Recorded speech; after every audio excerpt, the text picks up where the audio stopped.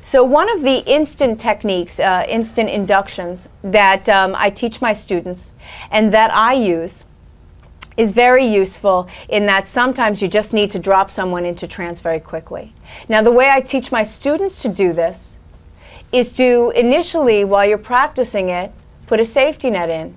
And how I tell them to do this is that use it on the second session. So the first session, when their client is in trance, you say, the next time we work together, you can go so much deeper, quickly and easily. All I'll have to do is drop your hand and say sleep. And your unconscious mind will take you so much deeper, quickly and easily. Now, what that does is it gives them a safety net. It's already a post-hypnotic trigger. It's a reinduction cue. But it gives them a place to practice this and get good at it. Because it is about timing, okay? Now, Jerry Kine does this very quickly. Cal Banyan does it with 8 words. I sometimes will take more time, and here's why. Excuse me. What the original setup is, you have someone, I want you to put your hand here and press down, please, and I'll be pushing up against you. Okay? Now what I'm going to do is I'm going to show you the way it was taught to me, the way that I used it for a while.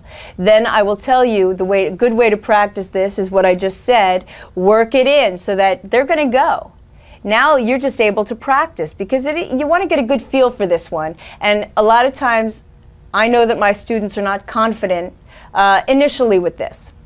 Unless, of course, I teach it on the first day of class, which I did because they didn't know it was something to be afraid of, and they all did beautifully. So this is an easy thing, and Jerry Kine will back me up there. It's very easy to do.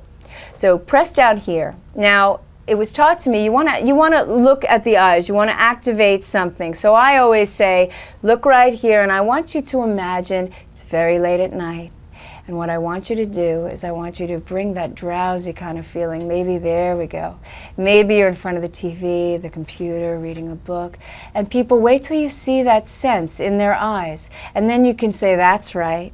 And you can say, close your eyes. Now, I set it up. So I could just drop her hand and she'll drop. That happens. But what I like to do is back it up. I say, when I drop your hand and say sleep, your unconscious mind will take you down into a nice, comfortable space. Just go with it. It feels really good. Know that you're still the one in control, and you can always choose not to go. But if you want to, let's go. Keep pressing. That's right. And sleep as you go deeper, counting 10, 9, going down, feeling even better than you did a few moments ago. And you count down, and that's the induction. Now, if you want to come back up, nice, good, at your own rate and speed. Now that's the way I use it. Now if you use it the way I just suggested on the second session, you'll get a good feel for practicing, and then you'll be able to use it on the first session whenever you need to. It's good for demonstrations. The way I like to slow it down is I like to calibrate. To me, it's another mechanism for calibration. Now if you don't know that term, and since I'm giving you a bunch of great resources, Robert Dilts has an NLP encyclopedia that is so brilliant on his website, and it's nlpu.com. And it's an encyclopedia of almost every NLP term around, and it's free, and it's such an awesome resource. Look up calibration. There. now you have to go there. Okay, so what I do is when I have someone pressing down, I'm watching. Not only am I synchronizing with their breathing, but I'm watching to see if they go with me. Now, whenever I say get that drowsy feeling, I'm starting to get it going on first, so that when I blink and I wait until I got her going with me, pacing people and then leading.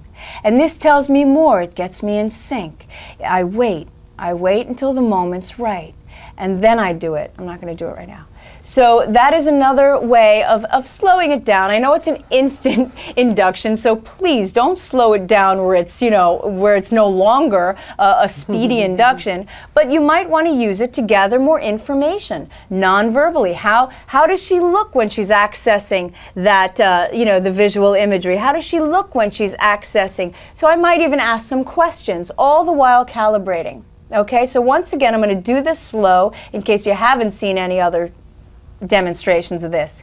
You ask them to push down on your hand, okay? And I push up. You ask them to focus here. You ask them to activate that imaginative part. There we go, right? And you keep them pressing. Now you're kind of overloading. You're telling them to look, think, activate, press down, don't stop pressing. So it feels really good when they get to let go. It feels really good. So keep pressing. That's right. That's right. And you can do this with their eyes open, or you can close your eyes now. Good. And keep pressing and go deep. Sleep, sleep, and go. And when I say sleep, she knows I don't mean sleep, sleep. I just use that word because we haven't found a better word that will tell the unconscious mind to just relax and feel really good.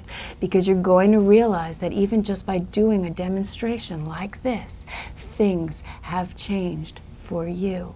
And you'll be amazed and delighted when you go into those presentations you have coming up, and I will venture to say many more in the future.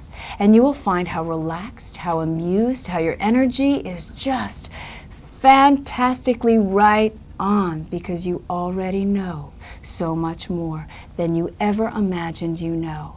You're already so good at going into trance, taking people into trance, and making yourself heard and understood. And as you go into the future, all of this will integrate in such a nice, amazing way as it already has.